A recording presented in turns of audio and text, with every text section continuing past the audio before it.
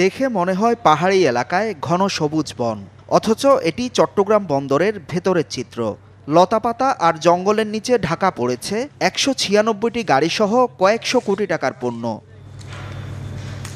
খোলা আকাশের নিচে পড়ে আছে নানা রকম কেমিক্যাল, দামি যন্ত্রাংশ, যানবাহন সহ হরেক রকম আমদানি পণ্য। মূল্যবান অনেক পণ্য সুযোগ বুঝে চুরিও করা হয়েছে। বন্দরে আসার পর আমদানিকারকরা ছাড় না করলে ৪৫ দিন পরই এসব পণ্য নিলামে তোলার কথা কাস্টমসের। কিন্তু ১৫ বছরের পুরনো পণ্য আছে এখানে। ৪ বছর আগে চট্টগ্রাম বন্দরে ২২ কোটি টাকায় নতুন অকশন শেড নির্মিত হলেও নিলামযোগ্য পণ্য স্থানান্তর হয়নি সেখানে।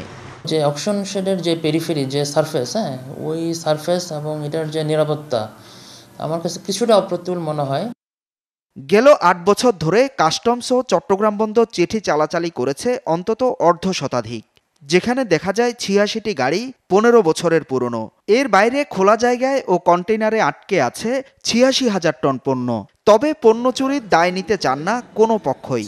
এই কাস্টমস অকশনগুলোতে যে মালামালগুলো স্থানান্তর হয় সেগুলোর ওভারঅল কাস্টোডিয়ান হচ্ছে কাস্টমস।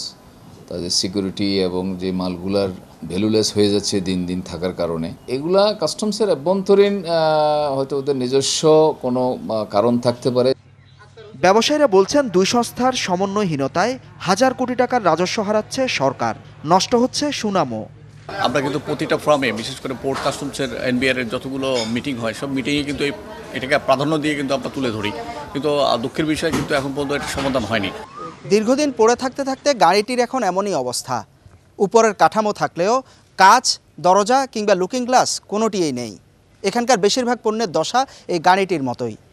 ফলে কাগজে কলমে থাকলেও প্রকৃতপক্ষে বস্তুটির অস্তিত্ব না থাকায় নিলাম করতে গিয়ে সমস্যায় পড়ছে কাস্টমস কর্তৃপক্ষ। হোসাইন জিয়াদ, যমুনা নিউজ, চট্টগ্রাম।